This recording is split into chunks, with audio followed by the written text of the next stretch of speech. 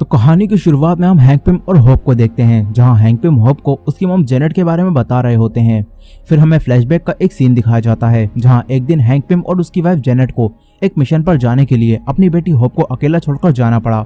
उन दोनों को लग रहा था कि वो जल्दी ही वापस आ जाएंगे, लेकिन मिशन को पूरा करने के लिए इन्हें एक मिसाइल को खराब करना था, नहीं तो कई सारे लोगों की जान खतरे में थी। और लोगों की जान बचाने के लिए जेनेट ने अपनी जिंदगी दांव पर लगा दी। वो मिसाइल को खराब करने के लिए सब एटॉमिक हो गई। उसने मिसाइल को तो खराब कर दिया, लेकिन सब एटॉमिक होने की वजह से जेनेट क्वांटम रियल में जाकर फंस गई। हैंक पिम को लगा कि जेनेट क्वांटम रियल में जाकर मर चुकी है, मगर फिर जब स्कॉट इनकी टीम में आया और एक बार क्वांटम रियल में जाकर बाहर भी आ गया, तो हैंक को लगा कि शायद उसकी वाइफ जेनेट भी क्वांटम रियल में जिंदा होगी। और अब हैंक होप को ये सब बताने के बाद जेनेट को क्वांटम रियल से बाहर निकालने के लिए एक क्वांटम टनल मशीन बनाने का एक फॉर्मूला दिखाता है, जिससे होप क्वांटम रियल में जाकर जेनेट को बाहर ला सकती है।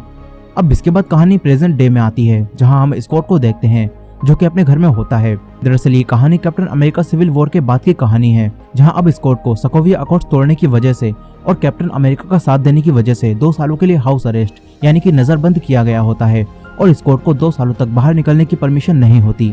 इसलिए स्कॉट अपनी बेटी कैसी के साथ घर में खेल रहा होता है, मगर तभी खेलते समय स्कॉट का एक पैर एक दीवार से बाहर चला जाता है और उस पैर पर एक डिवाइस लगा होता है, जो कि FBI वालों ने स्कॉट के पैर पर लगाया होता है, ताकि अगर स्कॉट घर से बाहर निकलने की कोशिश करे तो उन्हें पता चल जाए। और अब क्योंकि स्कॉट का पैर घर से बाहर निकल चुका है, इसलिए FBI वालों को एक सिग्नल मिल जाता है कि स्कॉट घर से भागने की कोशिश कर रहा है। इसलिए एक ऑफिसर जिसका नाम जिमी वो होता है, वो कई सारे ऑफिसर्स के साथ स्कॉट के घर आ जाता है। स्कॉट उन्हें समझाने की कोशिश करता है कि खेलते वक्त उसका पैर बाहर चला गया था, वो भला यहाँ से भागने की कोशिश क्यों करेगा। दरअसल स्कॉट को हाउस अरेस्ट में बस अब 3 दिन ही और रहना है, इसके बाद उसके 2 साल पूरे हो जाएंगे और वो छूट जाएगा। और इस बात से स्कॉट काफी खुश होता है। उसने कई सारे प्लान्स बनाए होते हैं कि वो बाहर निकलने के बाद अपनी बेटी कैसी के साथ कहां कहां घूमने जाएगा। अब इसके बाद ऑफिसर जिमी वो बाकी ऑफिसर्स के साथ यहाँ से चले जाते हैं। कैसी भी मैगी और पैक्सटन के साथ यहाँ से चली जाती है। फिर जब स्कॉट बात ले रहा होता है तो तभी उसकी आंख लग जाती है और उसे एक तरह से विजन दिखता है, जिसमें वो उसी समय को देखता है जब स्कॉट क्वांटम रियल में पहुंच गया था। और यहाँ अब स्कॉट को जेनेट दिखती है। इसके बाद उसे एक सपना आता है, जिसमें वो जेनेट को देखता है, जो कि एक लड़की जो कि होप होती है उसके साथ खेल रही होती है। और ये देखकर स्कॉट चौंक जाता है। स्कॉट की तुरंत आंख खुल जाती है। स्कॉट को कुछ भी समझ नहीं आता कि अभी उसके साथ ये कैसे हुआ, इसलिए वो हैंक को कॉल करता है। स्कॉट हैंक को कई साल बाद कॉल कर रहा होता है, क्योंकि स्कॉट कैप्टन अमेरिका का साथ देने के लिए हैंक का एंटमैन सूट चुरा कर ले गया था, और फिर उसे हैंक से बात करने की परमिशन भी नहीं थी। साथ ही पुलिस हैंक को भी ढूंढ रही थी, इसलिए स्कॉट ने हैंक को कभी कॉन्टेक्ट नहीं किया। मगर अब स्कॉट हैंक को कॉल करता है और उन्हें बताता है कि अभी उसने एक सपना देखा, जिसमें वो फिर से क्वांटम रियल में पहुंच गया था और वहां उसने जेनेट को देखा। अब इसके बाद जब स्कॉट खाना खा रहा होता है तो तभी स्कॉट बेहोश हो जाता है और फिर होप उसे किडनैप करके एक कार में ले आती है, जो कि चींटी जितनी छोटी कार होती है। अब इसके बाद जब स्कॉट की आंख खुलती है तो वो होप को देखकर चौंक जाता है। फिर स्कॉट कार से निकलने की कोशिश करता है, क्योंकि स्कॉट अपने घर से बाहर था और स्कॉट सोच रहा था कि अगर FBI वालों को ये पता चल गया कि वो घर से बाहर है तो उसकी सजा बढ़ा दी जाएगी। लेकिन होप ने सब कुछ पहले ही सेट कर दिया होता है। होप ने स्कॉट के पैर से वो डिवाइस निकालकर एक चींटी के पैर में लगा दिया होता है और उस चींटी ने स्कॉट का पूरा डेली रूटीन कॉपी कर लिया होता है। इसलिए अब सबको लगेगा कि स्कॉट घर पर ही है। और यहाँ होप स्कॉट को अपने साथ ले जाती है। ये दोनों एक बिल्डिंग में जाते हैं, जो कि हैंक पिम की लैब होती है, और यहाँ हैंक पिम और होप मिलकर क्वांटम टनल बना रहे होते हैं, जिससे वो जेनेट को ढूंढ सके। इसके बाद होप स्कॉट को बताती है कि हमने इस मशीन को ऑन किया था और क्वांटम रियल में जाने का दरवाजा कुछ सेकंड के लिए खुल गया था, मगर फिर ओवरलोड होने की वजह से ये मशीन बंद हो गई। लेकिन इसके 5 मिनट बाद ही तुम्हारी कॉल आई और तुमने कहा कि तुमने जेनेट को देखा है। मगर ये सब कुछ स्कॉट को बिल्कुल भी समझ नहीं आ रहा होता। इसलिए अब हैंक स्कॉट को समझाते हैं कि शायद जब तुम पहले क्वांटम रियल में गए थे तो जेनेट और तुम दोनों क्वांटम रियल में फंस गए होगे और जेनेट ने तुम्हारे दिमाग में कोई मैसेज छोड़ा होगा। अब इसके बाद स्कॉट हैंक और होप को बताता है कि उसने सपने में जेनेट को एक बच्ची के साथ हाइड एंड सीक खेलते हुए देखा था। और ये सुनकर होप और हैंक समझ जाते हैं कि जेनेट क्वांटम रियल में जिंदा है और उसने ही होप के दिमाग में ये मैसेज छोड़ा है। और ये जानकर इन दोनों को काफी खुशी होती है। अब इसके बाद होप कहती है कि हमें क्वांटम टनल को दोबारा ओवरलोड होने से रोकने के लिए एक पुर्जा चाहिए होगा। इसलिए अब होप, हैंक और स्कॉट वो पुर्जा लेने के लिए एक आदमी के पास जाते हैं। हैंक पूरी लैब को छोटा करके अपने साथ ले जाते हैं और फिर ये तीनों एक आदमी के पास जाते हैं, जिसका नाम सनी बर्च होता है, जो कि ब्लैक मार्केट का डीलर होता है।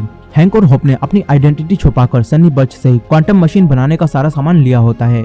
और अब होप सनी बर्च के पास एक बैग में पैसे लेकर वो पुर्जा खरीदने जाती है। हैंक और स्कॉट उन दोनों को देख रहे होते हैं।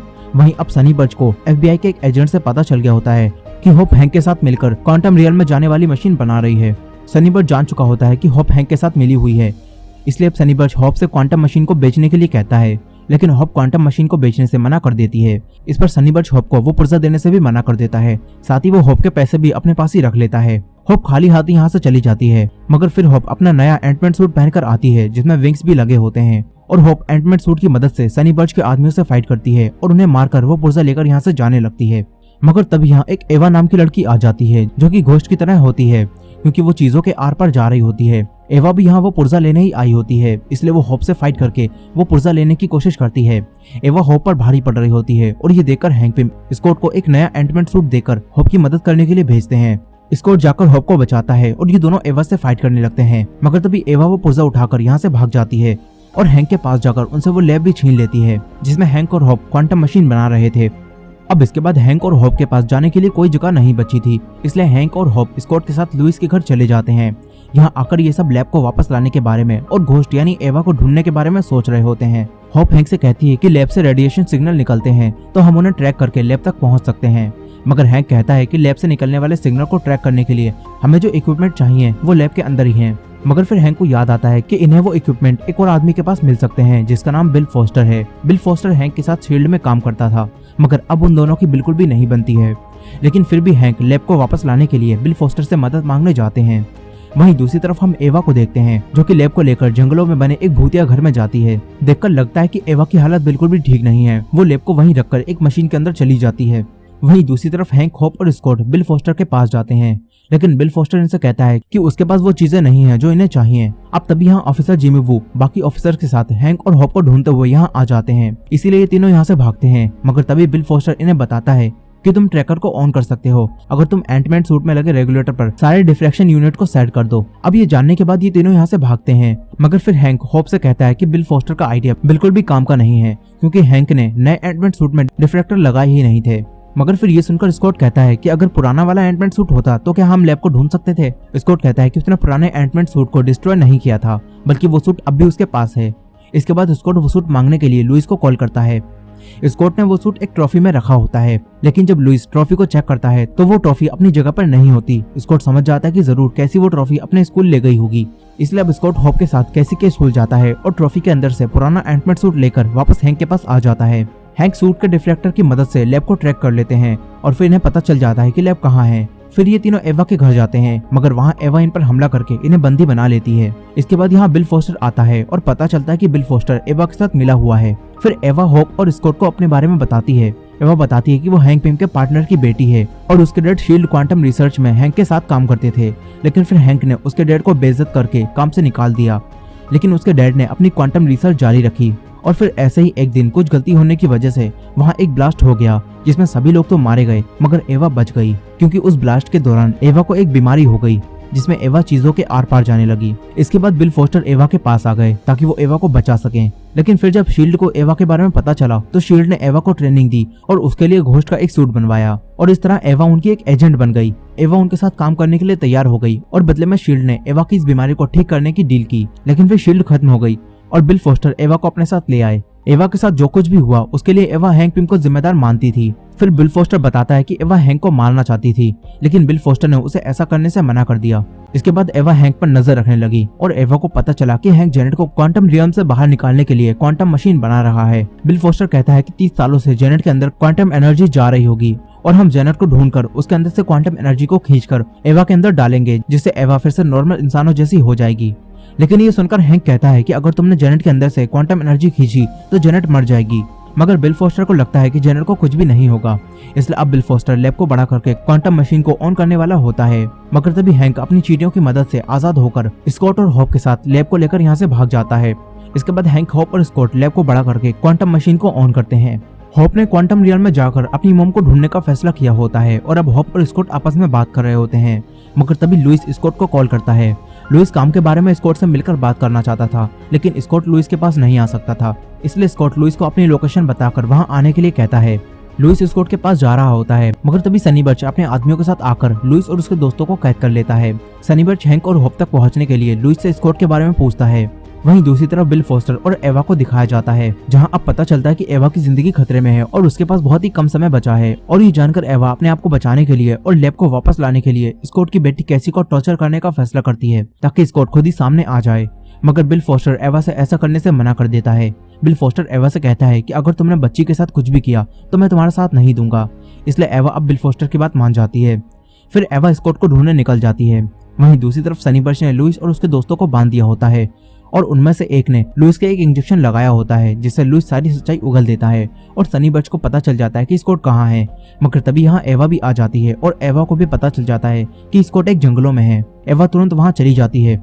वहीं सनी बर्च FBI एजेंट को कॉल करके बता देता है कि स्कॉट, हॉप और हैंक कहाँ हैं। वहीं स्कॉट, हॉप और हैंक क्वांटम मशीन को ऑन करते हैं ताकि ये जेनेट की लोकेशन के बारे में पता लगा सकें, लेकिन कुछ कोड ठीक न होने की वजह से वो मशीन फिर से रुक जाती है। मगर क्वांटम रियम का गेट खुलने की वजह से एक बार फिर से जेनेट और स्कॉट आपस में जुड़ जाते हैं। स्कॉट बिल्कुल जेनेट के जैसा बिहेव करने लगता है क्योंकि इस वक्त जेनेट ही स्कॉट के जरिए हॉप और हैंक को ये सब बता रही होती है। जेनेट कहती है कि तुमने कुछ कोड्स गलत डाले हैं, इसलिए जेनेट उन कोड्स को ठीक कर देती है और फिर जेनेट हॉप और हैंक को क्वांटम रियल में अपनी लोकेशन बताती है। लेकिन साथ ही जेनेट हॉप और हैंक से कहती है कि मुझ तक पहुंचने के लिए तुम्हारे पास सिर्फ 2 घंटे हैं, क्योंकि क्वांटम रियल में एक जगह पर टिक पाना काफी मुश्किल है और अगर एक बार ये लोकेशन फिर से बदल गई तो जेनेट को ढूंढने में तुम्हें 100 साल भी लग सकते हैं। अब इसके बाद स्कॉट वापस नॉर्मल हो जाता है। फिर हॉप क्वांटम रियल में जाने की तैयारी करती है, मगर तभी लुइस स्कॉट को कॉल करता है और सब कुछ बताकर कहता है कि घोस्ट यानी एवा तुम्हारी तरफ ही आ रही है और साथ ही पुलिस भी वहीं आ रही है। और ये भी सुनकर स्कॉट हॉप और हैंक को ये सब बताता है और कहता है कि हमें यहाँ से निकलना होगा। इसके बाद स्कॉट हॉप और हैंक से कहता है कि पुलिस मेरे घर पर भी चेक करने आ रही है, इसलिए मुझे यहाँ से जाना होगा। और अब स्कॉट एंटमैन सूट लेकर उसकी मदद से अपने घर पहुंच जाता है और ऑफिसर जिमी वू को कुछ भी पता चलने से पहले उनके सामने आ जाता है, जिससे अब स्कॉट बच जाता है। मगर वहीं दूसरी तरफ हॉप और हैंक जब लैब से बाहर निकलकर लैब को छोटा करते हैं तो लैब को पुलिस ऑफिसर्स ने चारों तरफ से घेर लिया होता है और अब पुलिस ऑफिसर्स हैंक और हॉप को अरेस्ट कर लेते हैं और उनकी लैब को अपने साथ ले जाने लगते हैं। मगर तभी यहाँ एवा आ जाती है और एवा लैब को उठाकर ले जाती है। वहीं जब स्कॉट को पता चलता है कि हैंक और हॉप को अरेस्ट कर लिया गया है तो स्कॉट उन्हें बचाने के लिए एंटमैन सूट लेकर पुलिस स्टेशन जाता है। वहीं हॉप और हैंक ने भी अपने आप को आजाद कर लिया होता है और अब ये तीनों यहाँ से निकल जाते हैं, लेकिन सनी बर्च के आदमी इन्हें फॉलो करने लगते हैं।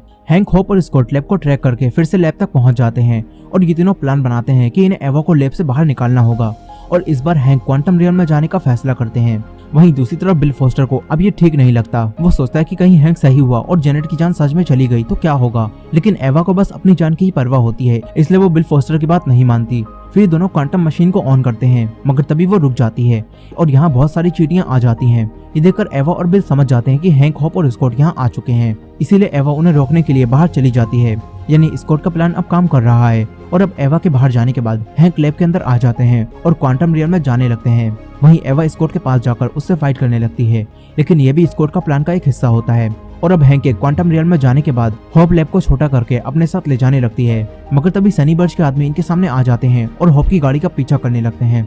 हॉप इनसे मजे लेने लगती है। हॉप गाड़ी को रास्ते में छोटा बड़ा करके सनी बर्च के आदमियों की गाड़ी को उड़ा रही होती है और इसके बाद यहाँ स्कॉट भी आ जाता है।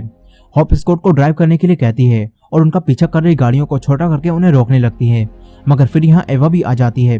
एवा गाड़ी के अंदर आकर हॉप को बाहर फेंकती है और लैब को लेकर यहाँ से निकल जाती है। एवा दूसरी गाड़ी में बैठकर यहाँ से भागने लगती है, मगर फिर हॉप वहाँ आकर एवा से फाइट करने लगती है। स्कॉट भी वहीं आ जाता है और ये दोनों लैब लेने के लिए एवा से फाइट कर रहे होते हैं। मगर इसी फाइट के दौरान लैब सनी बर्च के हाथों में लग जाती है और वो लैब को लेकर यहाँ से भागने लगता है।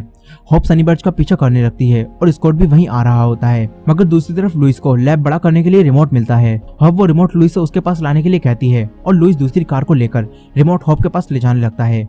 मगर सनी बर्च के आदमी लुइस का भी पीछा करने लगते हैं। तभी हॉप लुइस की मदद के लिए आती है और उन सभी से फाइट करके हॉप लुइस के पास आ जाती है। वहीं स्कॉट लैब लेने के लिए बर्च का पीछा कर रहा होता है, लेकिन इस नए एंटमैन सूट में कुछ खराबी होने की वजह से स्कॉट अब छोटा नहीं हो पा रहा था और अब बर्च इसी चीज का फायदा उठाकर एक पतली जगह से लैब को लेकर निकल जाता है और एक शिप में बैठकर यहाँ से भागने लगता है।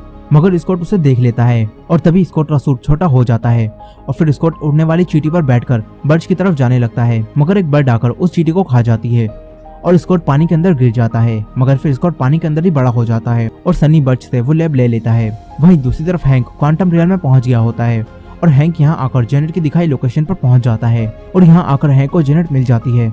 हैंक जेनेट को देखकर काफी खुश होता है और फिर जेनेट हैंक के साथ यहाँ से निकलने लगती है।